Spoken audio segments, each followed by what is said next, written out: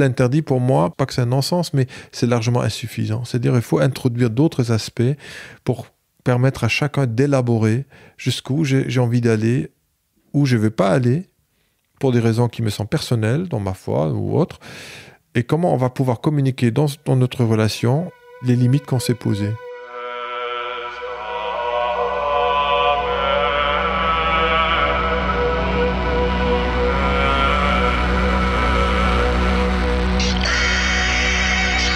Bonjour à toutes et à tous et bienvenue sur Hérétique, le podcast qui questionne et déconstruit nos croyances religieuses. Je m'appelle Jérémy Kleiss et après avoir remis en question le mouvement évangélique qui m'a vu grandir, j'essaie depuis plusieurs années de réconcilier foi chrétienne et enjeux sociétaux sans renier l'un ou l'autre.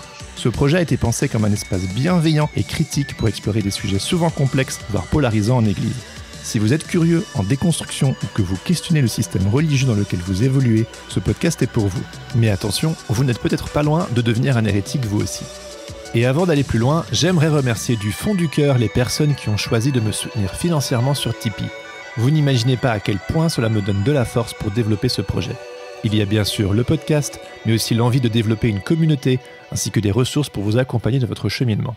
Si ce projet vous interpelle ou que vous le trouvez d'utilité publique, je vous invite à rejoindre l'aventure en me soutenant sur Tipeee. Grâce à vos contributions, vous accéderez à une communauté privée pour échanger avec d'autres personnes en déconstruction, ainsi que de temps en temps à des épisodes inédits et des cercles de parole. Mais surtout, vous contribuerez activement au bon développement de ce podcast 100% indépendant et garanti sans pub. Pour participer, visitez www.tipeee.com/hérétique-podcast. Vous retrouverez le lien en cliquant dans les notes de cet épisode. D'avance, un grand merci.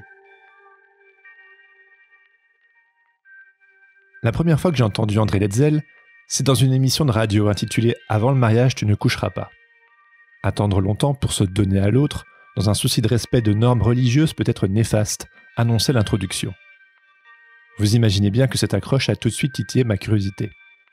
Cette émission, enregistrée par la RTS, faisait écho à un article de la sexologue Agnès Kaminché, paru dans les colonnes du célèbre journal suisse Le Temps en décembre 2019. Celui-ci s'intitulait « Abstinence choisie avant le mariage, subie après, troubles en milieu évangélique ». Un article faisant état des dysfonctionnements sexuels touchant plus spécifiquement des femmes issues de milieux évangéliques et ayant choisi de s'abstenir sexuellement avant de se marier. Dans cette émission, sous forme de regard croisé avec Agnès Kaminché, André Letzel apportait son regard d'expert en sa qualité de sexologue, de psychanalyste, de conseiller conjugal, mais aussi de pasteur évangélique. Il y a quelques années, il a d'ailleurs consacré un mémoire intitulé « La tentation de la jouissance », une étude passionnante consacrée à l'interdit sexuel préconjugal et son influence sur l'apprentissage de la fonction érotique du couple. Interdit qui, rappelons-le, s'il est franchi, est considéré par beaucoup comme un grave péché. Tiraillé entre l'obéissance à cette injonction et le désir naturel et légitime de s'aimer de manière plus charnelle, cette enquête que j'ai eu la chance de lire explore comment des jeunes couples issus des milieux évangéliques vivent leur vie intime et sentimentale aujourd'hui. Vous imaginez bien qu'il ne m'en fallait pas plus pour contacter André. Le milieu évangélique, il le connaît de l'intérieur, depuis longtemps. Et c'est précisément pour cette raison que je lui ai tendu mon micro, pour recueillir le point de vue éclairé d'un spécialiste qui, malgré les écueils du milieu, revendique toujours sa foi évangélique. Cet épisode, je l'ai imaginé comme une suite de l'épisode 6 avec Louise Chabanel. Au regard sociologique, je vous en propose un aujourd'hui plus pastoral, voire théologique par endroits. Sans oublier bien sûr le regard du sexologue et du thérapeute conjugal. Précisons qu'en plus des sujets évoqués précédemment, nous discutons également du patriarcat, des violences conjugales et de l'éducation sexuelle dans les églises. Sur ce, je vous laisse écouter ma conversation avec André Letzel. Bonne écoute. Bonjour André Letzel. Bonjour Jérémy. Merci de me recevoir chez toi, dans ton cabinet à Paris. Ce qui m'amène à discuter avec toi, c'est parce que le sujet de la purity culture ou la pureté sexuelle en français, c'est un sujet qui m'intéresse énormément. Et quand on m'a parlé de toi, le fait que tu avais vraiment approfondi le sujet et puis de par ton travail également, je voulais à tout prix te rencontrer. Donc nous y voilà. Mais avant de plonger dans le vif du sujet, est-ce que tu pourrais brièvement te présenter et aussi me dire si, à un moment donné, dans ton parcours éventuellement, il y a eu un moment où tu t'es senti comme un hérétique? Alors bonjour déjà, chers auditeurs, chères auditrices. Alors comme hérétique, non, jamais. Mais j'aime bien toujours, ça c'est quelque chose que j'ai dit aussi aux étudiants quand j'enseigne, pour moi une des valeurs fondamentales pour ma vie, c'est la liberté de penser. Et quand tu évoques ce terme hérétique, pour moi, il a une connotation un peu négative. Par contre, la liberté de penser, si elle doit être hérétique, alors je pourrais être un hérétique, mais pour moi, la liberté de penser, elle est fondamentale, que je sois croyant ou non, mais peut-être surtout quand je suis croyant. Et il y a eu des moments comme ça où tu t'es senti un petit peu en porte-à-faux, éventuellement avec ta communauté. J'ai un parcours qui détonne peut-être pour certains. Alors, je suis aujourd'hui évangélique depuis plusieurs décennies, mais j'ai pas toujours été évangélique. Je ne viens pas d'une famille chrétienne du tout. J'ai trouvé la foi, entre guillemets, tout seul, si on peut dire ça comme ça, quand j'étais dans la préadolescence en Allemagne de l'Est, sous le régime communiste, où j'ai commencé à découvrir la foi dans une église luthérienne où, après la chute du mur, on a appris qu'un de nos pasteurs à l'époque était officier de la Stasi. Donc tu vois, c'est un parcours un peu parsemé comme ça. Déjà, dès le début, pas qu'il fallait se méfier, mais interroger. Ouais. Donc voilà. Donc aujourd'hui, André, tu es donc pasteur, sexologue, conseiller conjugal, psychanalyste, beaucoup de casquettes. Et il y a quelques années, tu as écrit une thèse intitulée La tentation de la jouissance, qui se consacre justement à cet interdit de la sexualité. Qu'est-ce qui t'a amené dans ton parcours à t'intéresser si spécifiquement à ce sujet ? Alors, je me permets juste une petite correction. Ce n'est pas une thèse, ce n'est pas un doctorat, c'est un mémoire dans un diplôme d'études appliquées en sexologie. Ce qui m'a poussé c'est à mettre un peu dans le contexte plus global. Donc, après ma formation au conseil conjugal et familial, je me suis rendu compte, aussi dans mon travail pastoral à l'époque, que la question de la sexualité dans nos églises est en général abordée souvent, voire que sous un regard moral, sous un peu une casquette de ce que je peux appeler un interdit. Et au fur et à mesure du développement de ma pratique thérapeutique, je me suis rendu compte que le sujet de la sexualité est pour beaucoup de croyants, alors pas que, aussi pour les autres, les non-croyants, peut être un sujet de souffrance. Et ça peut l'être d'autant plus quand il se mélange à des culpabilités qui ont des origines qu'on peut appeler religieuses, c'est-à-dire liées à la foi, où ça peut vraiment devenir très problématique. Premier point. Deuxième point aussi, la prise de conscience en quelque sorte dans mes interventions dans les différentes églises en Belgique, en Suisse, en Allemagne, mais surtout en France. Je me souviens d'une intervention dans un grand groupe de jeunes en Belgique sur la sexualité. Un jeune me disait on va encore nous parler de sexualité. J'ai demandé mais pourquoi cette réaction que je ressentais un peu comme un agacement. Et il a dit oui, on en a parlé il y a quelques semaines. Et je dis pourquoi du coup tu sembles agacé?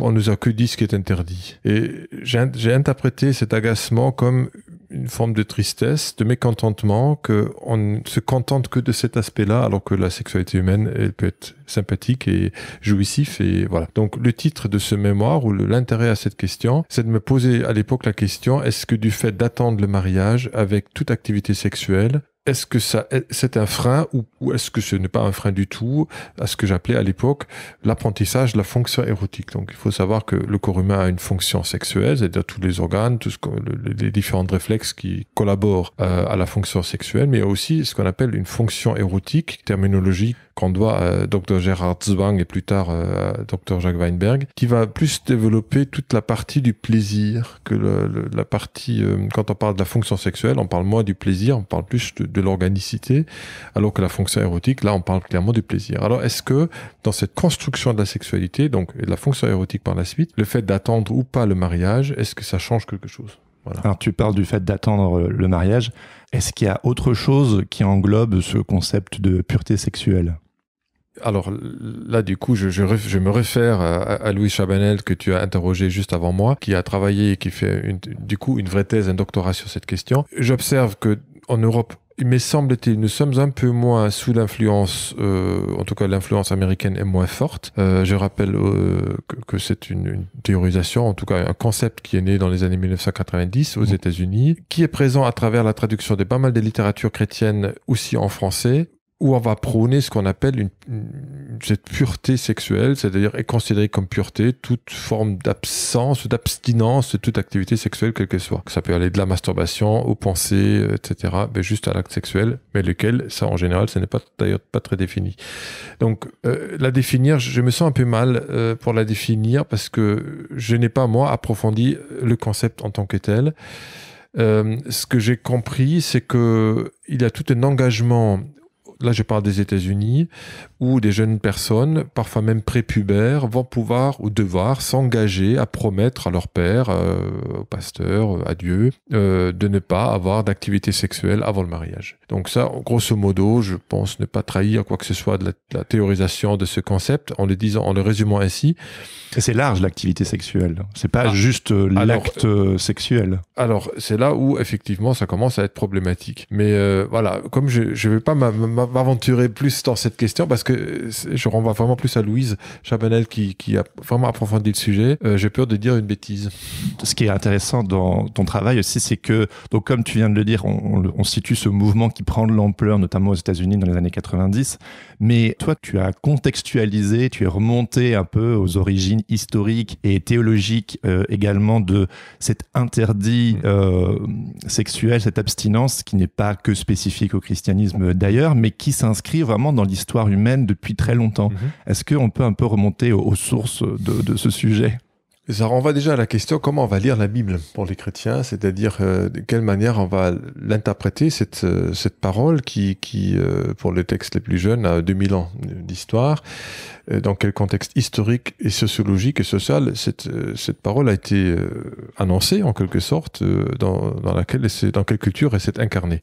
Je ne peux pas faire fi de cela. J'ai un peu l'impression qu'à travers toute l'histoire de l'humanité, en tout cas depuis 2000 ans, qu'on n'a pas pu, ou pour des raisons qui m'échappent parfois, respecter cette contextualisation. Ou peut-être c'était pas important à l'époque, j'en sais rien. Mais en tout cas, j'ai cru percevoir que une forme de sexualité, ou la sexualité tout court, dans toute sa puissance qu'elle dégage, peut être considérée comme une menace pour certains croyants.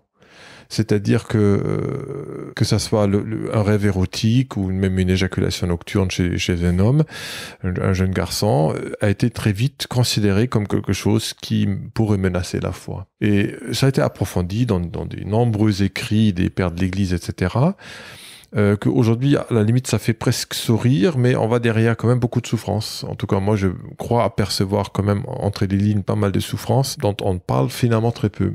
Ça sort d'où cette crainte ? Alors, d'où elle sort, j'en sais rien du tout. Mais je pense que la sexualité, dans beaucoup de cultures, elle fait peur. Et quand on parle de sexualité, je ne cache pas une appartenance d'une certaine manière de penser à Sigmund Freud en ce qui concerne la psychanalyse, quand il définit la sexualité humaine, non pas comme génitalité, mais comme une force, une énergie qui est dans chacun de nous. Et je pense cette force-là, peut-être que certains chrétiens, dans l'histoire de l'Église, se sont beaucoup méfiés. Parce que c'est peut-être quelque chose qu'on appelle aussi une pulsion, que certains ont du mal à maîtriser, et du coup, elle pourrait être peut-être en concurrence avec la foi, ou en tout cas avec cet élan qui me pousse vers Dieu. Et historiquement, et même au niveau au-delà du christianisme, est-ce que on retrouve cette abstinence sexuelle dans d'autres religions et dans d'autres civilisations. Est-ce qu'on peut contextualiser aussi ça au sens un peu plus large ?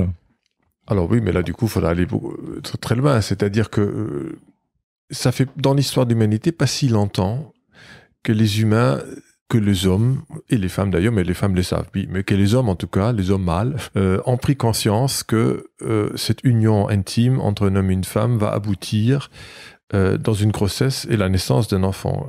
Il faut le mettre dans le contexte effectivement de la sédentarisation de l'humanité, où effectivement petit à petit on a pu observer les animaux et du coup en déduire en quelque sorte que voilà, cet acte sexuel, ce qu'on appelle sexuel aujourd'hui, cet acte-là va pouvoir produire la vie. Jusque-là, effectivement, la femme et la mère était souvent un petit peu associée à une forme de déesse, c'est-à-dire elle arrive à produire la vie. À partir du moment où l'homme a pris conscience que lui aussi contribue pleinement à cette naissance par ses spermatozoïdes, mais du coup ça a tout changé, c'est-à-dire du coup il fallait quand même d'une certaine manière s'approprier la femme. D'ailleurs là ça ouvre un autre débat sur le patriarcat d'ailleurs, où la femme est devenue la propriété de l'homme. Et donc du coup, c'était l'institution d'ailleurs aussi de ce qu'on appelle aujourd'hui le mariage, même si cette institution elle est plus récente qu'on le croit, mais dans l'histoire de l'humanité. Mais en tout cas, il y a quelque chose, c'est cette appropriation du corps de la femme qu'il fallait absolument maîtriser pour être certain, et ça c'était lié au fait de cette sédentarisation, question d'héritage, je veux savoir à qui je lègue mes biens. Donc pour être sûr que ces enfants qui naissent, cette femme, sont bien mes enfants, mais il fallait d'une certaine manière verrouiller la sexualité, surtout féminine, pour pas que ça parte n'importe où. Donc ça, c'est un peu dans l'histoire qu'on retrouve aujourd'hui encore dans certaines cultures. Donc ça, pour moi, c'est un peu la base. Ouais. Et puis après, du coup, ça a évolué, et puis le christianisme, et puis les années 90 avec le mouvement de la pureté. Bon, c'est charcuté. Je t'interromps. Oui, vas-y. Ça aussi, ce mouvement, il faut le mettre dans un contexte aussi beaucoup plus large, qui est à la fois politique et historique, aux États-Unis, mais aussi en France. Quand on met depuis le début du XXe siècle, la naissance, l'émergence de ce qu'on appelle aujourd'hui l'éducation à la sexualité ou à la vie affective et sexuelle, c'est un mouvement ou quelque chose qui existe depuis un bon siècle et qui, au départ, même aux États-Unis, surtout aux États-Unis, même en France, après la Deuxième Guerre mondiale, avait pour but d'empêcher des maladies vénériennes. C'est-à-dire, c'est comment on peut empêcher de choper telle et telle maladie. Donc, l'éducation à la sexualité, elle est malheureusement encore aujourd'hui, en tout cas dans les églises, un peu comme voilà ce qu'il faut faire pour éviter ceci ou cela. C'est de la prévention. Mais c'est plus, on fait peur. Justement, l'éducation sexuelle aux États-Unis, véhiculée dans cette culture de la pureté, c'est comment, je caricature, j'avoue, je suis un peu cynique en le disant, comment faire assez peur aux jeunes pour qu'ils ne couchent pas ensemble trop tôt. Alors qu'une éducation, comme elle est définie par l'Organisation mondiale de la santé et l'UNESCO, on parle aujourd'hui d'une éducation à la sexualité complète et positive. Ça veut dire comment apprendre aussi aux jeunes que la sexualité peut procurer des plaisirs, mais pour que ça puisse produire des plaisirs ou procurer des plaisirs, il faut aussi enseigner le respect de l'autre, etc. Tout un tas d'autres éléments. Donc on n'est pas du tout dans cette « j'ai fait peur » pour... Personne ne va le dire comme ça, mais d'une certaine manière, c'est ça. C'est-à-dire on va mettre en évidence dans pas mal d'enseignements des aspects négatifs, mais tu auras une grossesse précoce, tu ne seras pas marié, patati patata. Et du coup, effectivement, ça va, entre guillemets, faire peur, espérant que cette peur va retarder le plus possible l'entrée dans la vie sexuelle de la personne. Moi, c'est vraiment ce que j'ai connu. Donc, je suis né en 88, 90 aux États-Unis, le mouvement, puis le temps que ça s'importe par chez nous. Et j'ai vraiment grandi avec... cette idée très claire qu'on m'a vraiment rabâché, la sexualité, c'est uniquement entre un homme et une femme dans le cadre exclusif du mariage. Donc moi, en tout cas, quand je regarde en arrière, ça m'a donné un cadre clair, rassurant, structurant. Ça a aussi provoqué chez moi une forme déjà de crainte, en effet, de peur et de diabolisation des autres formes, des autres sexualités, des autres styles de vie. Est-ce que tu as observé d'autres... Qu'est-ce que ça peut provoquer, ce type d'éducation par la peur ? Bon, la question, elle est évidente, mais... Pas si évidente que ça, parce qu'il faut toujours être prudent de dire, parce qu'on ressent les choses et sont réelles dans la majorité de la population concernée.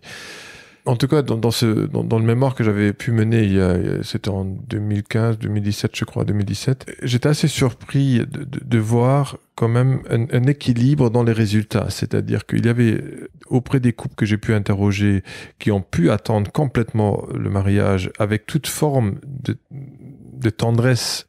Il y avait même, je me souviens, un couple qui m'a dit, avec une femme qui avait une origine ailleurs qu'en Europe, qui disait, mais dans mon pays, même se donner la main avant le mariage est considéré comme un péché. Alors vous imaginez à la fois certains pasteurs ou des responsables groupes de jeunes qui vont vous promettre, entre guillemets, mais sans faire exprès, parce qu'ils n'ont pas la formation pour, vous restez pur au mariage, vous ne touchez pas, etc. Et Dieu va bénir votre sexualité, vous allez voir, ça va être génial, etc. Ça, pour moi, c'est problématique, parce que du coup, on va insinuer d'une certaine manière qu'il y a une récompense. La sexualité ne peut pas être une récompense, parce que déjà, on risque d'être très déçu. On risque d'être déçu de Dieu, mais pourquoi j'ai obéi à cette règle, et du coup, tu m'infliges ça. Donc ça, j'ai entendu en thérapie. Et ça peut, chez certaines personnes, et ce n'est pas la majorité, il faut bien le préciser, des difficultés sexuelles, effectivement, c'est-à-dire qu'il y a une collègue à moi en Suisse romande qui... Agnès Camaché. Exactement, ouais. Qui a pu en écrire des articles dans des revues scientifiques qui évoquent effectivement la corrélation entre l'émergence d'un vaginisme chez des femmes qui se, comment on dit, préservent avec leur sexualité jusqu'au mariage, qui peuvent développer des vaginismes. C'est-à-dire, vaginisme, juste pour l'expliquer, c'est une contraction involontaire des muscles du périnée qui empêche toute pénétration. Et quand l'homme n'a pas une éducation sexuelle, il risque peut-être de forcer un peu trop, ce qui peut provoquer des douleurs. Si ça arrive à plusieurs reprises, le cerveau, il n'oublie rien. Du coup, effectivement, ça va renforcer le trouble sexuel. Et s'il n'y a pas une consultation assez rapidement, ça risque d'être problématique. Est-ce qu'il y a d'autres dysfonctionnements ? On rééquilibrera le discours par la suite aussi. Mais donc, est-ce qu'il y a d'autres dysfonctionnements qui sont notoires par rapport à cette culture de l'abstinence? Alors, je me méfie du mot notoire, parce que justement, on ne peut pas faire une généralité, hein, parce que là, je mène actuellement donc une étude avec l'Université de Rouen sur la vie sexuelle et l'éducation sexuelle des jeunes évangéliques en France. Je n'ai pu, à ce stade-là, pas découvrir des troubles particulièrement important du fait de la croyance de la personne. J'ai l'impression qu'on se trouve dans les résultats qui sortent un peu dans la moyenne de la population générale. Du coup, on ne peut pas dire « Ah, parce qu'on est croyant, il y a ça et ça ». Non, mais c'est plutôt la culture de l'interdit sexuel. Voilà.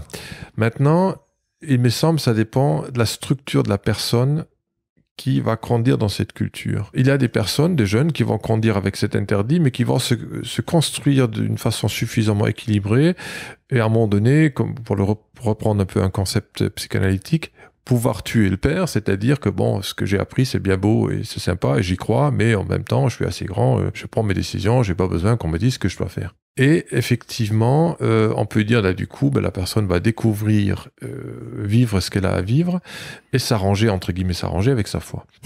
Après, s'il y a des personnes qui peut-être vont être plus dans une foi obéissante, et là aussi Agnès Kamincher, elle approfondit la question avec cette question de l'obéissance, ou de l'obéissance, est-ce qu'elle ne peut pas être un frein à la jouissance ? C'est une question que je me pose. C'est l'appartenance avant la jouissance, quelque part. C'est obéir pour appartenir. Ouais, c'est ce qu'elle dit, en tout cas, dans son article qu'elle a publié je crois, dans un journal protestant, où finalement, est-ce qu'il ne faut pas se donner une certaine liberté ? Non, pas une liberté, je fais ce que je veux, et puis on s'en fiche direct. C'est pas ça, parce que tu l'as très bien dit, il y a quelque chose dans l'enseignement chrétien qui peut être structurant, mais semble-t-il, la structure peut aussi devenir mortifère, destructrice, ou destructeur plutôt, si on n'arrive pas à la questionner. Souvent, ce que je peux dire dans mes formations que je donne aux pasteurs, si j'ai dit aux jeunes, ou parfois je l'ai dit au groupe de jeunes, parfois je ne m'attire pas que des amis avec ça, si tu veux ne pas avoir des relations sexuelles avant le mariage juste pour obéir au pasteur ou faire plaisir au pasteur, franchement, pour moi, ça ne sert à rien. Si pour toi, ça ne fait pas sens pour toi, pourquoi tu le fais ? Et ce que à quoi je veux inviter la personne en question, c'est qu'elle devienne sujet. C'est-à-dire que je ne mets pas en question l'enseignement en tant que tel. Je n'ai pas l'autorité à mettre en question cela. Mais simplement, je questionne la personne à ce qu'elle se positionne elle-même par rapport à ce qu'elle a entendu. Est-ce que pour moi, ça fait sens ?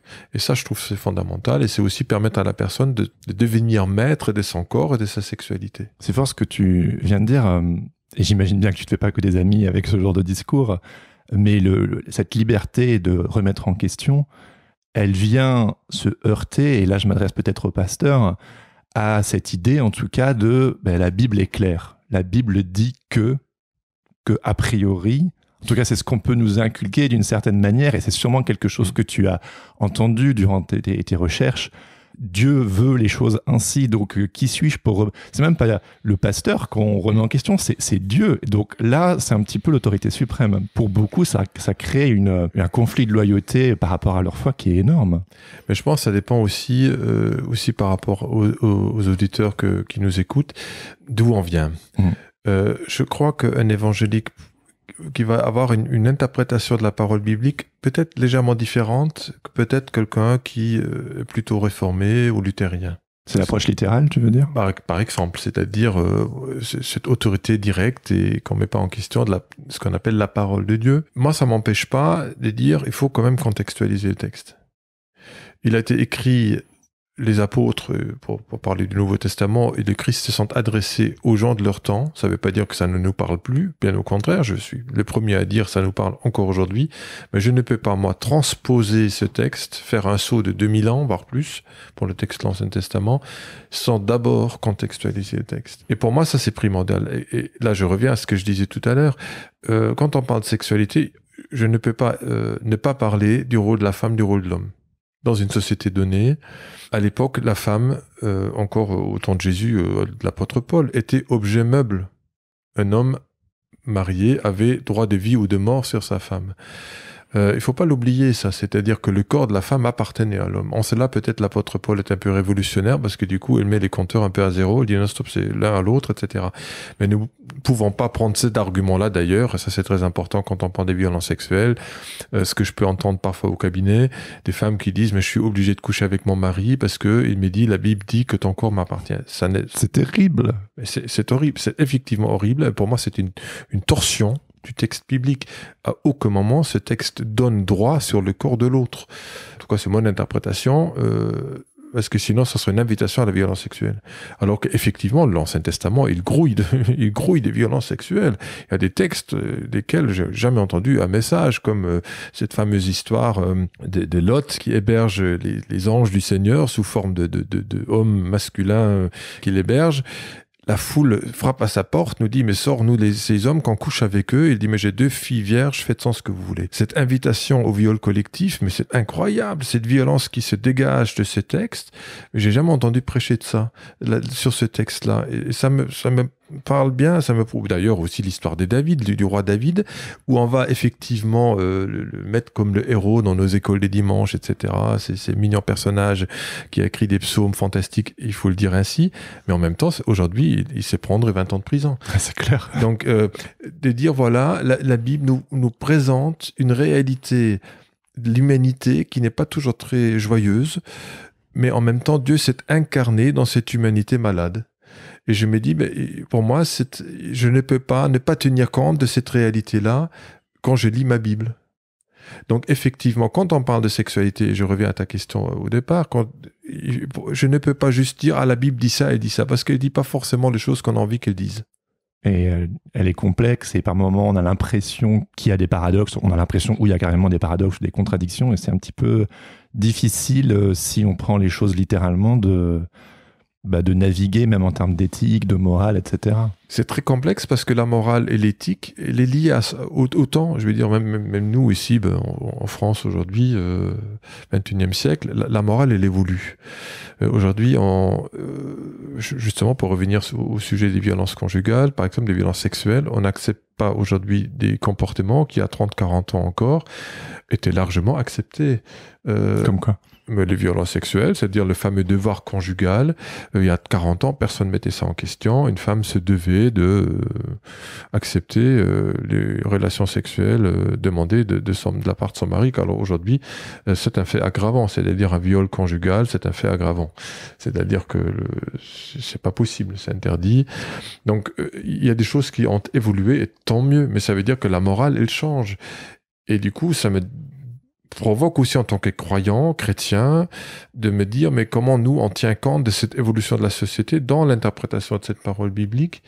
Quelle couleur elle va pouvoir donner à cette évolution-là? Et là, j'ai que des questions, j'ai pas des réponses. Même pas une petite suggestion, une piste? Je trouve ça super intéressant. Comment naviguer justement? Moi, par rapport à ces questions-là, parce que moi, effectivement, tu es dans mon cabinet, et puis je suis pas le seul, mais on est très nombreux, et puis moi, je suis un peu spécialisé aussi dans l'accompagnement des personnes victimes de violences sexuelles.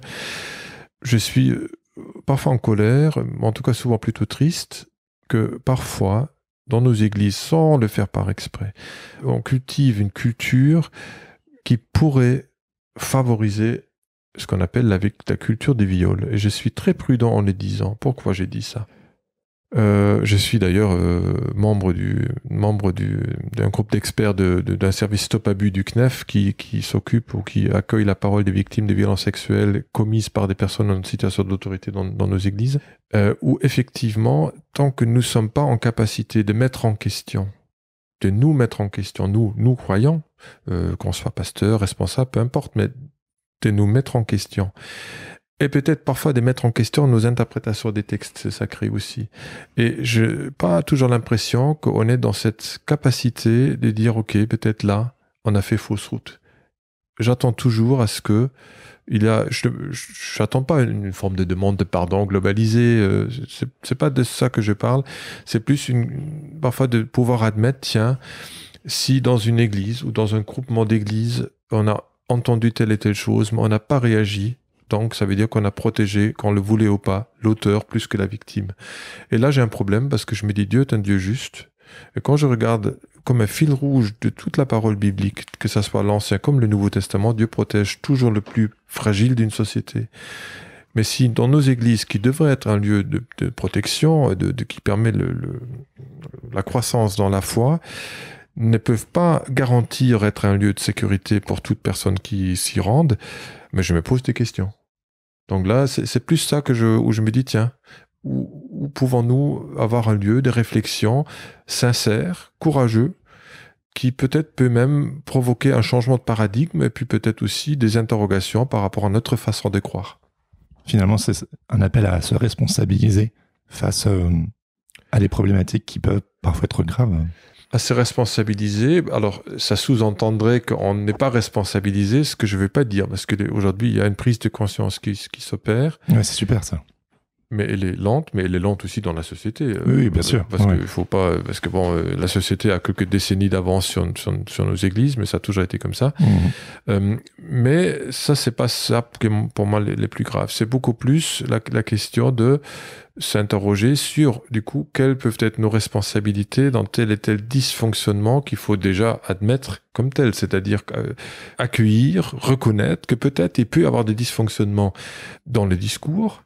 Justement, tout à l'heure, je parlais du fait que quand, par exemple, j'invente un truc, un responsable de groupe de jeunes ou dans un congrès pour jeunes, on va promettre aux jeunes, s'ils restent, entre guillemets, vierges ou purs jusqu'au mariage, que Dieu va bénir leur sexualité. Mais tant qu'il y a ce genre de discours qui, même s'il n'est pas fréquent, mais tant que ces discours existent, je me dis, mais on n'a pas appris, en fait.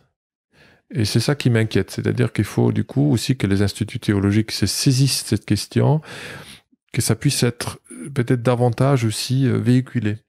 Oui. Et je me dis, on a peut-être là un léger retard sur notre grande sœur, l'Église catholique. D'après le rapport Sauvé, qui est un extraordinaire, pour moi, œuvre scientifique à la fois, mais aussi sociologique et religieux, je crois que là où l'Église catholique a commencé à tenir compte de certaines de ses propositions, je crois que nous, protestants évangéliques, on a tout intérêt à nous inspirer de ces travaux et à regarder ce qui se fait d'ailleurs au service Stop Abus, mais avec des moyens presque dérisoires malheureusement, mais qu'on puisse s'interroger aussi qu'est-ce qu'il faut changer concrètement pour éviter que des violences sexuelles puissent exister au sein de nos couples, au sein des églises, etc.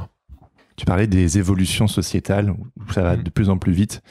Et la tagline de ce projet hérétique, donc, c'est vraiment de réconcilier foi chrétienne et enjeux sociétaux sans renier l'un ou l'autre. Voilà. Et je remarque, et on remarque globalement que sur ces sujets justement sensibles, notamment en lien avec la sexualité, ce manque d'égard par rapport à ces dysfonctionnements peut pousser certaines personnes à quitter le navire, à totalement dire si on ne tient pas compte de ça, si on me rabâche systématiquement les mêmes arguments d'autorité sans se remettre en question, je ne peux rien avoir avec cette croyance, avec cette religion. Et voilà, ce podcast, il est entre autres là pour ça, pour adresser l'éléphant au milieu de la pièce en fait, il faut qu'on cause, quoi. Et j'étais très titillé quand tu me disais tout à l'heure que quand tu parlais à des jeunes, dans des groupes de jeunes, que si ça n'a pas de sens pour toi, de rester abstinent jusqu'au mariage, même s'il se trouve peut-être dans un contexte où on leur a dit que Dieu veut que ce soit comme ça et pas autrement. Comment réagissent ces jeunes quand tu leur... Moi, j'imagine que si je t'avais rencontré il y a 15-20 ans, je t'aurais regardé avec des gros yeux, quoi. Bon, faut recontextualiser, on est dans une époque différente, mais... Alors attention, j'ai dit, parce que parfois on me reproche d'ouvrir les vannes et de dire faites ce que vous voulez. C'est absolument pas mon discours. C'est quoi ton discours? Alors, avant que j'intervienne dans un groupe de jeunes dans une église, souvent, je demande un peu au pasteur au préalable, quand on construit l'intervention, un petit peu quelle est un peu sa théologie en quelque sorte. Je ne viens pas pour mettre le bazar. J'ai failli dire foutre le bordel. Voilà, c'est comme ça, c'est toi qui l'as dit. C'est pas le but, parce que les buts, c'est pas de tout casser, parce que ça n'a pas de sens, parce qu'il faut quand même parce qu'après, il faut pouvoir reconstruire derrière. Et moi, je viens pendant 2 heures, 3 heures. Si je laisse derrière moi un champ de ruines, intellectuel ou religieux, ça va être compliqué pour les personnes, le difficile en tout cas, avec certaines personnes qui seront présentes, de reconstruire. Ça peut créer plus de dégâts qu'autre chose. C'est-à-dire un changement de mentalité, une responsabilisation individuelle, ça s'est créé dans le temps. Donc, moi, je respecte l'enseignement dans une église, mais je viens quand même en tant que spécialiste, et d'ailleurs je précise souvent que je ne viens pas en tant que pasteur, mais en tant que sexologue, si c'est pour parler de sexualité humaine, et je donne des éléments que j'espère scientifiquement validés, etc. De dire voilà, ça c'est juste, et ça c'est du mytho. Donc, et ça parfois juste annoncer certaines paroles validées par la science, qui pour moi est très important, ça permet de prendre un peu de recul. Du coup, on traite en gros personne vraiment de menteur, mais en tout cas, on peut dire, écoutez là, peut-être vous croyez à des enseignements qui ne sont pas tout à fait fausses, mais qui ne sont pas tout à fait justes non plus. Essayez de les interroger autrement. Et c'est-à-dire, pour moi, tout à l'heure, tu parlais des responsabilisations, mais ça, pour moi, ça commence aussi à ça. Je suis responsable de mon corps, ce que j'en fais. Je suis aussi responsable dans mon interaction avec l'autre, dans cette interpersonnelle, dans cette relation interpersonnelle qui me lie à l'autre. J'ai une responsabilité de mes actes, et ça c'est important à enseigner, et d'ailleurs c'est enseigné dans nos églises, ça, de la responsabilité, tout ça, on est plutôt fort là-dedans, mais souvent le lien avec ce qu'on appelle du coup en psycho les pulsions, souvent ce lien il est biaisé en fait. Et c'est biaisé comment? À travers des raccourcis par exemple. On sursimplifie les choses? Par manque de savoir. Donc je pense pas que c'est fait exprès. Comment dirais-je, c'est difficile après, du coup, 2000 ans d'histoire, d'église, alors il ne s'agit pas de se réinventer, mais de justement toujours de recontextualiser et d'avoir l'honnêteté intellectuelle des choses. Alors c'est pas possible pour tout le monde, mais pour moi c'est fondamental cette histoire, parce que effectivement aujourd'hui en France, le mariage, par exemple pour parler de mariage, c'est un acte à la fois juridique, c'est un contrat qui lie 2 personnes et qui nécessite le consentement libre et éclairé. Je fais un peu ce détour parce que souvent je peux parfois entendre certaines jeunes couples me dire voilà, on a accouché avant le mariage, et puis notre pasteur il nous a un peu interrogé, et puis il nous a fraternellement quand même encouragé de nous marier rapidement, alors on l'avait pas prévu si vite. Pour moi, ça peut être risqué, parce qu'un mariage peut être nul au niveau juridique du terme si le consentement libre et éclairé n'est pas donné. Si je me marie sous pression d'un tiers, alors à ce moment-là, on pourrait théoriquement prétendre à ce que le mariage, au niveau de la loi française, n'est pas tout à fait juste. Donc, vous voyez, parfois, on manque dans nos églises les références à la loi française, républicaine, et aussi des informations à la fois juridiques, des informations biologiques, la sexualité, etc. Donc tout ça mis ensemble, c'est normal, on peut pas, sinon il faut faire 15 ans de théologie pour devenir pasteur, c'est pas le but, mais ça ouvre peut-être une autre porte où je défends un petit peu le sujet, c'est permettre aux pasteurs, les former à ce qu'ils puissent s'entourer des personnes compétentes dans leur domaine. Je suis personnellement assez opposé au fait à ce que le pasteur soit vraiment celui qui connaît tout.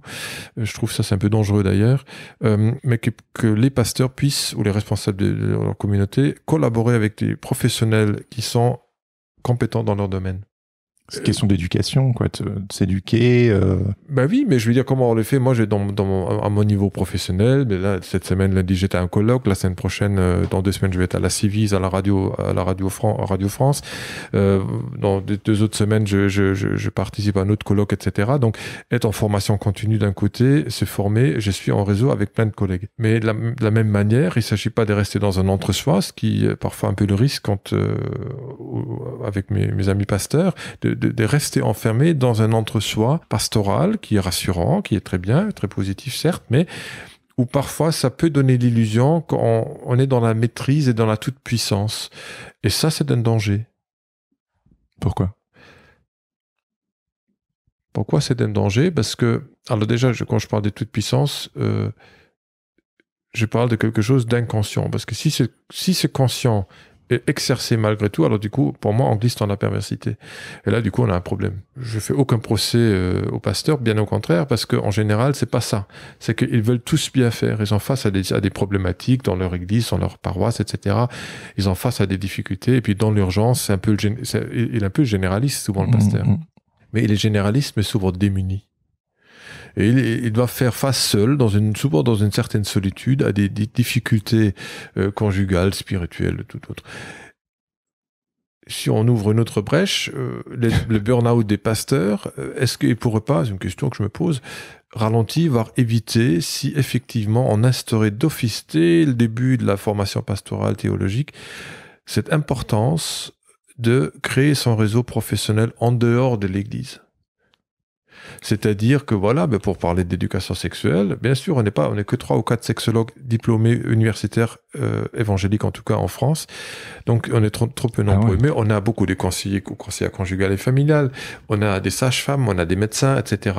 Et on a des infirmières. Pourquoi pas faire intervenir, donner plus de place aussi à ces différentes compétences professionnelles qui sont présentes dans nos communautés, pour leur donner une place qui est liée à leurs propres compétences professionnelles. Et je pense que là, on aura beaucoup à gagner, en fait. Moi, c'est ce que je trouve compliqué en naviguant le sujet, parce que ça demande beaucoup d'empathie, dans le sens où il y a cette fameuse phrase qui dit l'enfer est pavé de bonnes intentions. Beaucoup de personnes, et même en posture d'autorité, dans les communautés, dans les églises et en dehors aussi d'ailleurs, quelque part, on a des bonnes intentions. Et moi, quand je relis mon histoire, je comprends très bien le contexte et l'envie de protéger. Je veux dire, en fait, mais le danger, c'est de sursimplifier et moi je dis souvent, c'est comme mettre un doigt dans un mur pour empêcher une inondation. Et en fait, il y en a d'autres qui arrivent. Il y a que le temps qui peut nous montrer que, en fait, en mettant un bout de scotch, et je pense que l'analogie du bout de scotch,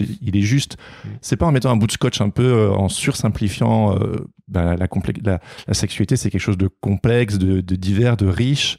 À juste, écoutez, couchez pas avant le mariage, tout se passera bien après, ciao bello. Je pense que tu touches là quelque chose que je pourrais associer à une question de peur. C'est-à-dire qu'ouvrir, accepter qu'il y a une complexité, c'est toujours accepter que, tiens, il y a quelque chose qui m'échappe, que je ne maîtrise plus. Donc, ça me ramène à mes propres peurs, voire des angoisses. C'est-à-dire, une loi, quelle que soit d'ailleurs, elle est là pour structurer une société. Elle est là aussi pour rassurer. Et effectivement, si je sors d'un interdit qui vient de je ne sais pas où, alors il y a des interdits nécessaires, on est d'accord, mais si j'enlève certains interdits, ça peut, chez une personne, provoquer quand même une certaine peur. Et si je me suis jamais confronté à ces peurs qui peuvent m'habiter, que je maîtrise peut-être dans ma vie quotidienne, parce que je les contourne et je suis bien... En tout cas, mes propres peurs, je les connais bien et je sais comment les gérer et j'ai vécu très bien avec. J'ai aussi fait 7 ans de psychanalyse, c'est peut-être pas pour rien. Mais effectivement, s'interroger, se questionner, avoir une forme d'autocritique, pour moi, n'est pas si facile que ça, parce que on peut vite se sentir aussi un peu accusé, un peu sur la défensive. C'est comme si, du coup, j'accuse la personne, alors que c'est pas ça. Et donc, oser mettre en question un système de pensée ou une seule pensée peut aussi comporter des grosses angoisses. Par exemple, je donne une formation là, ce samedi, mais bon, même si l'émission elle sera mise en ligne plus tard, je forme des pasteurs pour un matériel de préparation au mariage dont je suis co-auteur.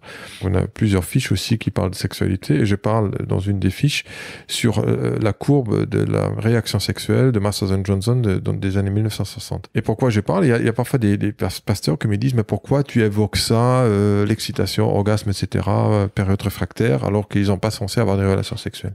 Pourquoi on ne parle pas après le mariage ?» Je dis « Mais l'éducation sexuelle, elle se fait avant, pas après. » Pour qu'ils puissent être, entre guillemets, armés, j'ai pas le terme armé, mais surtout maintenant, mais oui, c'est sûr. outillés dans la découverte de cette sexualité quand ils se autorisent à la vivre. Et là, on voit bien qu'on veut verrouillés par peur. Peur que ils feront n'importe quoi si on leur dit ça maintenant. Et pour moi, c'est souvent ça où je me dis, mais quel évangile on est en train de prêcher? Est-ce qu'on prêche cet évangile de la grâce, d'une liberté à laquelle je crois, en tout cas Christ nous appelle? Liberté qui ne veut pas dire que c'est justement le grand bazar. Et on n'en fait pas ce qu'on veut, quoi. Exactement. Elle est responsabilisante, cette liberté. Pour moi, en tout cas. Ou est-ce que, parfois, l'impression que j'ai, quand on prêche, encore une fois, inconsciemment, un évangile des peurs, par peur de telle et telle dérive, alors on va éviter tel et tel sujet. Et ça me questionne parce que je me dis, mais qu'est-ce qu'on est en train de prêcher? Quelle foi on est en train de véhiculer? Les gens dont tu parlais tout à l'heure qui quittent les églises, ça a toujours existé d'ailleurs, hein. Et il y a mille et une raisons, et c'est pas toujours ni la faute à l'église ni au pasteur. Parfois ça peut l'être, parfois non. C'est très complexe aussi cette question. Mais simplement, je pense qu'une église comme est une subculture qui, à mon avis, est aussi toujours à interroger dans sa pertinence, en fait, dans une société donnée. Voilà, mais là, je m'éloigne. Non, mais c'est très bien. Tu évoquais les peurs. Moi, plus jeune, il y avait un trio. C'était l'homosexualité, la pornographie et l'adultère. Ça, c'était vraiment le pire du pire. Et il n'y a pas de...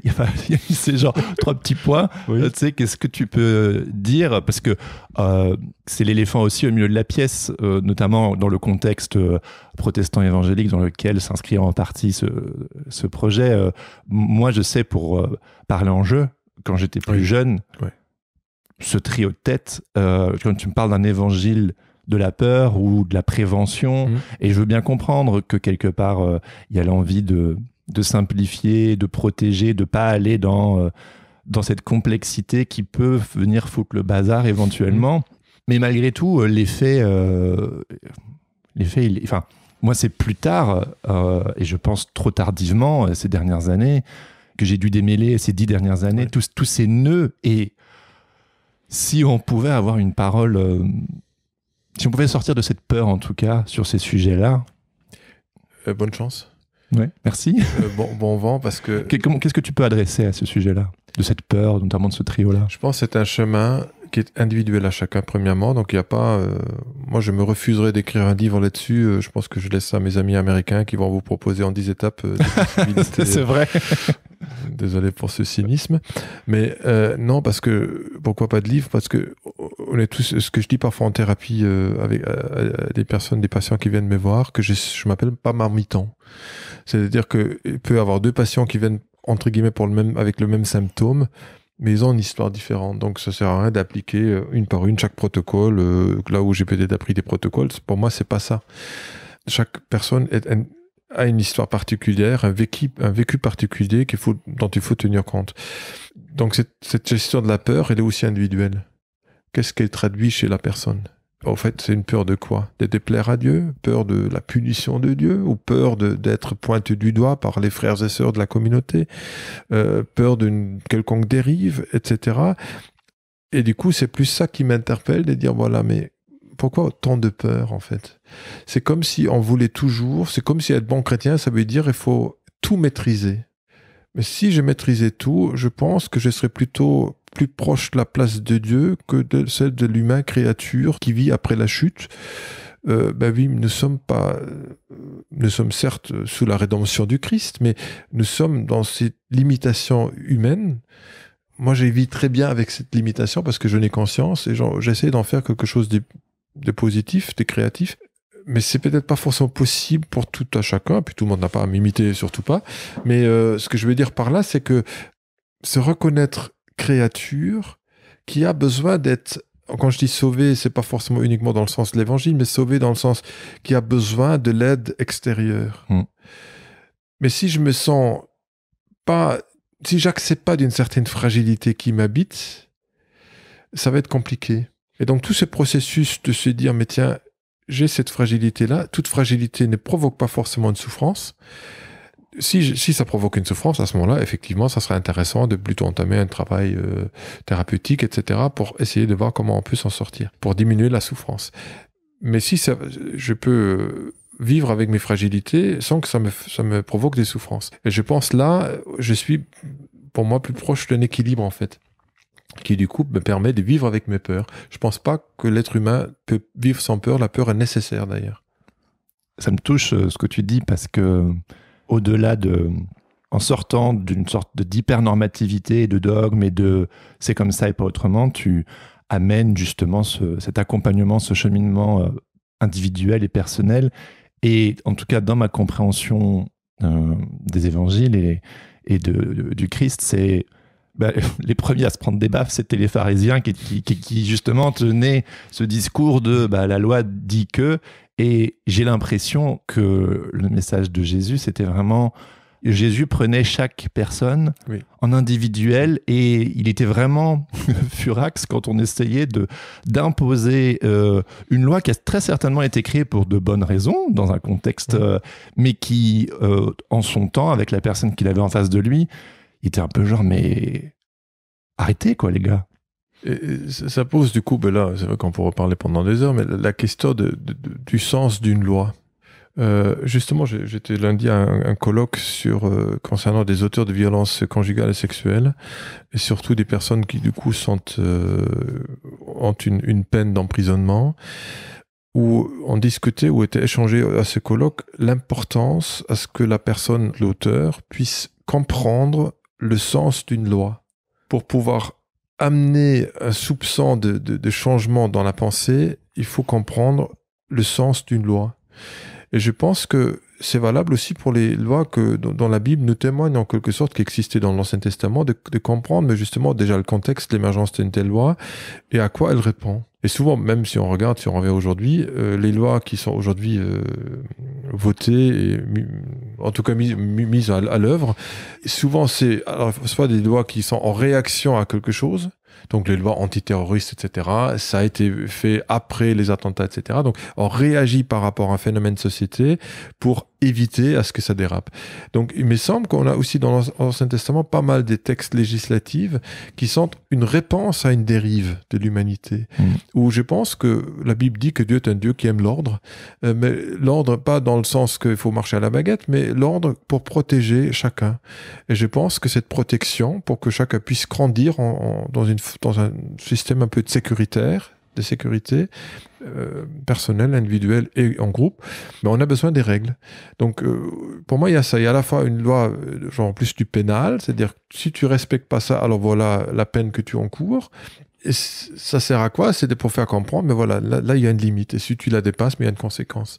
Et je crois l'humain a besoin, malheureusement, mais c'est comme ça, d'être face à une loi. Une loi qui responsabilise... Tout à fait, mais ça dépend. Là, on revient aussi à l'éducation sexuelle. Ça commence dans l'éducation des tout petits enfants, le rôle parental, etc. Déjà d'incarner d'un côté, mais de parler aussi des lois. La première loi qu'un parent enseigne à ses enfants, souvent inconsciemment, c'est l'interdit de l'inceste, par exemple.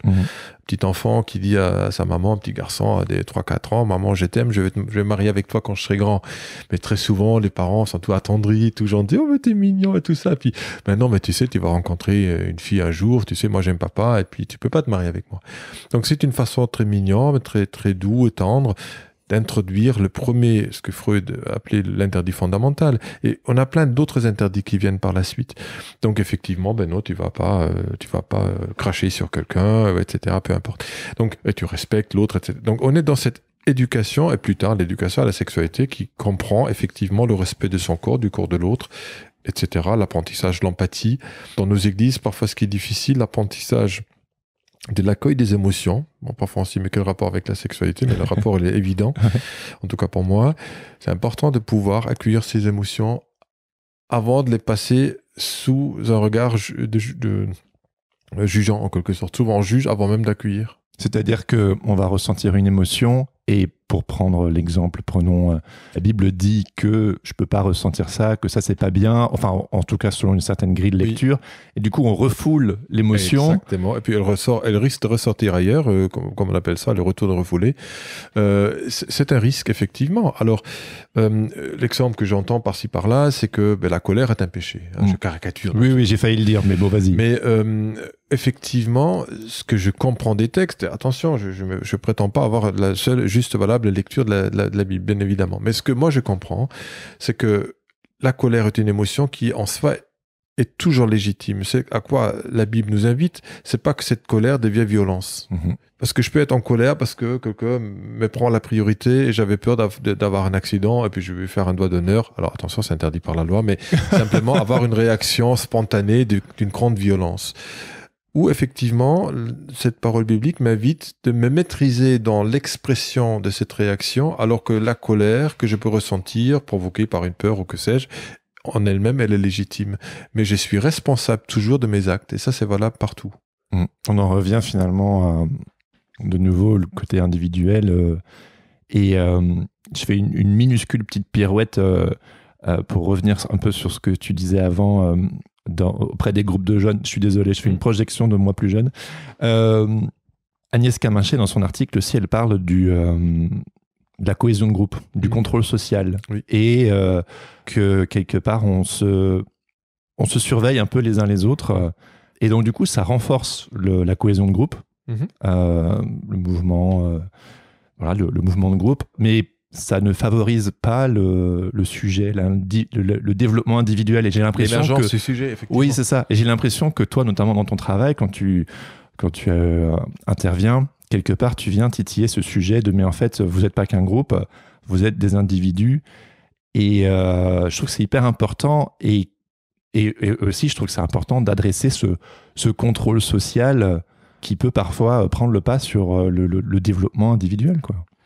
Donc je reviens juste, j'ai grandi dans un pays qui n'existe plus, l'Allemagne de l'Est, avec comme discours dont je me souviens grossièrement, comme discours à l'école, c'est que toi, individuel, tu n'as aucune valeur, ta seule valeur est dans le collectif. C'est hyper dur. Alors aujourd'hui, je me dis, mais c'est du grand n'importe quoi. Mais c'est quelque chose qu'on trouve encore dans des dictatures communistes ou socialistes, où ce discours, il est toujours très présent. Parfois, effectivement, on peut avoir ce risque dans certaines de nos communautés.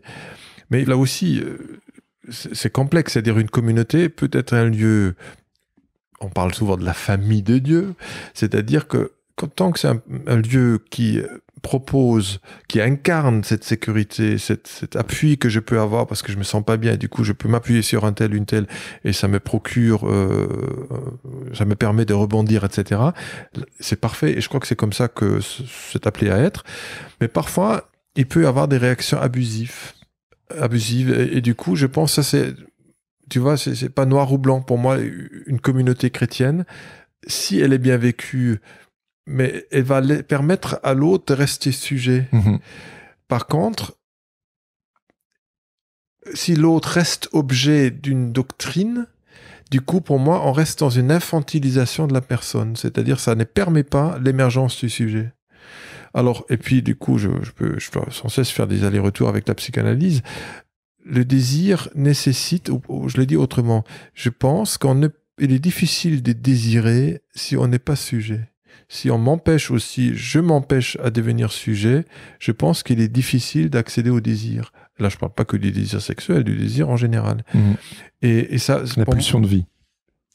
On peut le mettre en relation avec cette appellation de la pulsion de vie en psychanalyse. Et ça va pour moi encore plus loin. On a, pour moi, deux histoires de la Bible. La première, c'est en Genèse 2, quand il est question, cette trilogie de quitter père et mère pour s'attacher à sa femme, et les deux deviendront une seule chair. Le premier point, c'est une séparation. Cette séparation psychique, matérielle, géographique, etc., pour moi, et je le vois en thérapie, est nécessaire pour permettre un attachement à un autre. S'émanciper de son contexte. Exactement. Mais ça, c'est très difficile. C'est très pas dur. si facile que ça. Parce que parfois, on se dit, mais c'est pas de souci. Souvent, je me marre et parfois, je me moque un petit peu joyeusement quand je dis à des jeunes mariés, mais en parlant de l'homme qui n'a jamais vécu ailleurs qu'à la maison, tu as échangé une femme contre une autre le jour où tu as dit oui. Ouais. C'est de la provoque, ça. Ça fait marrer tout le monde, mais d'une certaine manière, voilà. Je commente pas plus que ça. Le deuxième texte qui me parle beaucoup, c'est cette parabole de ce qu'on appelle bizarrement le fils prodigue. Ce garçon qui du coup a le culot de demander son héritage alors que le père est encore vivant, et claque cet argent avec tout ce qu'il faut pas faire dans la religion juive à l'époque, il fait tout travers. Donc en quelque sorte, comme dirait Freud, il a tué le père. il a trahi tout ce qu'il a appris, cette bonne éducation, parce que le frère aîné, lui, il a filé droit. Hein.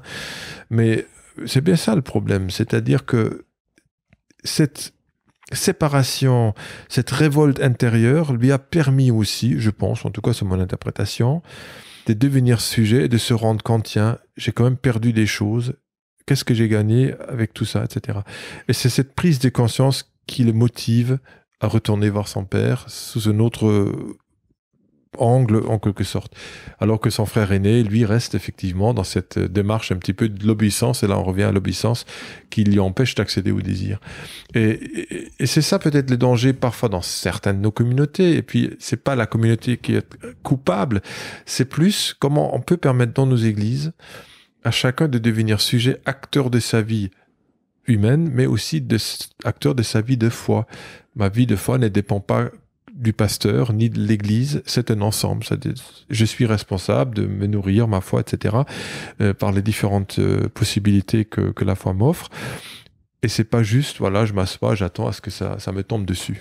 Dans quel contexte tu dirais que le choix de l'abstinence sexuelle, volontairement, j'utilise pas le terme de pureté sexuelle parce que c'est compliqué ce terme. Dans quel contexte tu dirais que c'est une belle chose?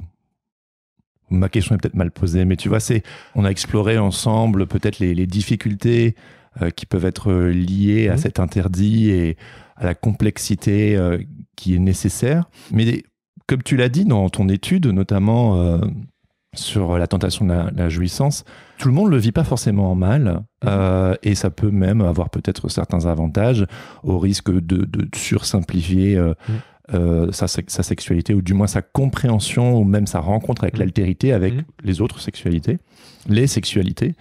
Mais pour toi, vu que j'entends bien que dans ton approche aussi, tu n'es pas dans quelque chose de dogmatique, tu n'es pas en train d'ouvrir les vannes en mode « allez, on fait ce qu'on veut », et tu n'es pas dans l'autre extrême non plus.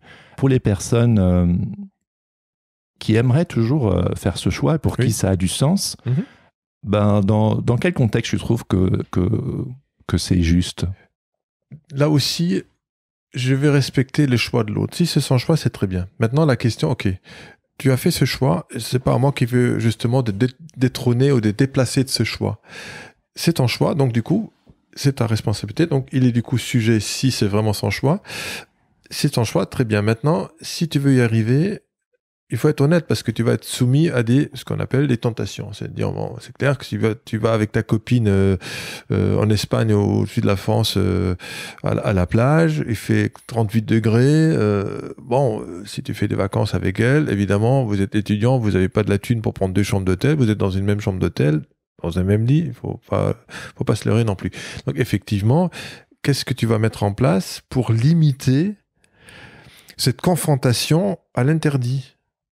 Parce que le problème en soi, c'est pas qu'ils puissent avoir un moment sympathique tous les deux, c'est que qu'est-ce qu'ils vont en vivre après? C'est-à-dire, c'est la culpabilité qui va venir et qui va pourrir, entre guillemets, excuse-moi de la grossièreté, mais qui va rendre difficile le rapprochement entre plaisir et jouissance et foi. Donc, si vous voulez attendre, il faudra du coup mettre en place quand même quelques balises où vous devez vous contraindre, que vous devez contraindre ces balises pour ne pas tomber du coup dans cette tentation-là. Et c'est pas à moi de dire ce qu'il doit faire, mais dire soyez attentif à ça, ça risque d'être très compliqué. Donc il faudra éviter effectivement certaines situations qui pourraient être source d'une excitation sexuelle. Excitation sexuelle, et je le répète, qui est normale, naturelle, et c'est pas l'excitation qui est péché pour moi, clairement pas. Ça fait partie de notre fonctionnement. Si on n'avait aucune excitation sexuelle, l'humanité n'existerait pas. Donc l'excitation sexuelle, ça j'ai dit toujours, tu es en train d'embrasser ta copine, tu as une érection, il n'y a rien de plus normal. T'es pas un pervers, t'es pas quoi que c'est. Non, c'est normal. Donc à partir du moment où on peut poser les choses, démystifier certaines réactions du corps, pour moi c'est un premier point très important. Si jamais ils vont me dire ouais mais du coup on a passé à l'acte, etc., souvent la première question, mais comment ça s'est passé, et puis est-ce que t'as mis une capote, ou voilà. Effectivement, du coup l'aspect plus de l'éducation à la sexualité, du coup si jamais ça doit arriver, mais prévoyez quand même peut-être quelque chose. Et là encore, ça veut pas dire du coup on va passer à l'acte. Tu vois, soyez acteur de ce que vous avez choisi. Donc pour moi, et si ça doit se passer, alors c'est pas un drame. Non, je crois pas que c'est un drame, mais pas du tout, et j'espère juste que ça s'est bien passé. S'il y avait pas, que l'un n'a pas forcé, que ce qui arrive hélas souvent quand même, que la fille, du coup la femme, peut-être elle avait peut-être du désir, mais peut-être pas très clair sur jusqu'où ce désir va pouvoir aller. Donc la question du consentement qui n'est pas du tout enseignée dans nos églises. Ben oui, mais il faut aussi parler de ça, c'est-à-dire consentir. Là je t'embrasse, ben là je te touche les fesses ou la poitrine, mais tu dis rien, j'ai l'impression que tu aimes. Ça, il faut aussi parler de ça. Donc je parlais juste de l'interdit pour moi, pas que c'est un non-sens, mais c'est largement insuffisant. C'est-à-dire il faut introduire d'autres aspects pour permettre à chacun d'élaborer jusqu'où j'ai envie d'aller, où je ne veux pas aller, pour des raisons qui me sont personnelles, dans ma foi ou autre, et comment on va pouvoir communiquer dans notre relation les limites qu'on s'est posées, et comment on va réagir si l'un s'approche un petit peu de la limite. Donc c'est tout un apprentissage de communication. Ce qui est sorti à l'époque de cette étude, c'est quand même des personnes qui m'ont dit, mais ce qu'on a appris, qui ont bien vécu une partie de cette abstinence, que apparemment, ça leur a permis de se défocaliser uniquement de la sexualité, de la génitalité, pour approfondir d'autres aspects de la relation. Et ça, c'est quand même un point que je trouve très positif. Pour terminer, j'ai encore 2 petites questions. Qu'est-ce que tu conseillerais à quelqu'un qui nous écoute peut-être et qui aimerait cheminer vers une plus grande liberté sans renier sa foi? C'est vaste comme question. Tout léger comme ça pour terminer. Ouais, tout léger. Je reviens sur la question du désir. Je trouve que c'est très important de pouvoir accueillir sans préjugés ses propres désirs, ses propres fantasmes, ses émotions. Ce qu'on dit, les accueillir, ça ne veut pas dire y donner suite. Mais pour mieux jauger à quoi j'ai envie de donner suite, il faut déjà que je puisse accueillir. Et je pense que ce serait peut-être ma réponse de dire soyez un peu peut-être plus bienveillant avec vous-même. Et après, on verra. Accueillir n'est pas consentir. Absolument. Exactement. Bon, et ça, c'est très bien dit, ouais, je trouve. Accueillir, c'est pas consentir. Exactement. Et que dirais-tu à quelqu'un qui se serait déjà éventuellement émancipé d'une forme de dogmatisme, d'hypernormativité, du carcan peut-être un peu étroit dans lequel il ou elle aurait pu grandir et que voilà, il ou elle a pris du recul, a pris le large, mais se retrouve peut-être un peu perdu face à l'infini de possibilités qui s'offrent à nous, notamment au XXIe siècle. Notre société nous miroite, me semble-t-il, une multitude de bonheur. J'ai dit bien, elle nous miroite, parce que finalement, bon, moi c'est ça aussi la question, parce qu'on parle de sexualité, nous est présenté la sexualité comme presque l'ultime bonheur. Donc il faut que ça soit vraiment le nec plus ultra, les feux d'artifice du 14 juillet à Versailles, et ça à chaque fois. Évidemment, c'est un mythe et c'est n'importe quoi. Donc pouvoir peut-être aussi mettre les choses à leur juste place. De dire, ok, cette rencontre intime avec la personne pour laquelle j'éprouve ces sentiments, mon époux, mon épouse, etc. On va vivre ça, ça va pas toujours être simple, parfois il y aura rien, parfois ça va être frustrant. Il faut s'adapter, et puis la sexualité qu'on a aujourd'hui, ça sera pas la même demain, puis après-demain peut-être il n'y en a pas pendant quelques mois, mais c'est pas forcément grave, et après on va réinventer autre chose. De pouvoir un petit peu prendre du recul, de ne pas mettre tout sur le dos de la sexualité, ne pas attendre tout le bonheur qu'on espère sur la jouissance sexuelle. Elle est fantastique si elle est élaborée, si elle est bien apprise, mais et si on n'attend pas tout le bonheur de la sexualité. Voilà, ben là on pourra parler des addictions sexuelles et tout, mais ça va exploser le cadre. Mais oui, la sexualité, elle est magnifique, elle procure beaucoup de joie quand elle se passe dans des bonnes conditions, mais je mettrai aussi en garde, n'attendant pas tout de cette sexualité-là. Merci beaucoup André. Avec plaisir. C'était ma conversation avec André Letzel. Un grand merci à André pour son regard et son expertise. Si cette conversation vous a interpellé, n'hésitez pas à consulter son site internet sur www.cabinet-andré-letzel.fr. Pour rappel, André est sexologue, conseiller conjugal, familial et psychanalyste. Et outre son activité au cabinet, il tient également une permanence de point écoute en milieu scolaire, sans oublier que depuis de nombreuses années, il intervient également dans le cadre de l'éducation affective et sexuelle dans des collèges et lycées. Et avant de terminer, j'aimerais remercier toutes les personnes qui soutiennent le podcast sur Tipeee. Et à ce propos, je vous invite à écouter le témoignage de Léa Ménien, qui aimerait vous dire 2 mots au sujet de la communauté des grandissants. Salut, je m'appelle Léa, je suis consultante en organisation et je fais partie de la communauté Les Grandissants. Je soutiens financièrement Jérémy sur Tipeee parce que je crois dur comme fer que nous sommes nombreux et nombreuses à avoir besoin d'un tel projet. Les Grandissants, c'est une communauté de personnes qui remettent en question la foi chrétienne, surtout ce qui peut se jouer dans les églises, qui cherchent à en discuter et parfois à reconstruire une spiritualité sereine et joyeuse. Je suis heureuse de participer parce que ça fait du bien de se sentir moins seule et que je trouve nécessaire d'ouvrir la parole autour de ce sujet. Les participations débutent à 5 € par mois et cela vous donne accès au Discord et à des cercles de parole mensuels. Pour en savoir plus, rendez-vous sur www.tipeee.com/hérétique-podcast. Si cet épisode vous a plu, n'hésitez pas à le partager avec vos amis, à mettre 5 étoiles sur Apple Podcast ou à laisser un commentaire sur Spotify. Ça aide le podcast à monter dans les charts et sur les plateformes, permettant ainsi de faire rayonner le projet encore plus. Vous pouvez également m'écrire pour me faire part de vos retours ou me faire des suggestions d'invités à bonjour@hérétique-podcast.com. Et enfin, pour toujours plus de bonus, je vous invite à me suivre sur Instagram @hérétique-podcast et surtout à vous abonner à ma newsletter. J'y partage mes réflexions personnelles, mon cheminement, ma vie de podcasteur, des ressources et des coulisses du projet. Vous trouverez toutes les infos dans les notes de cet épisode. Je termine en remerciant Laurent Bazar et Flavien Morel pour l'habillage sonore de ce podcast. Sur ce, je vous dis à bientôt pour un nouvel épisode et surtout n'oubliez pas, on est toujours l'hérétique de quelqu'un. Ciao ciao.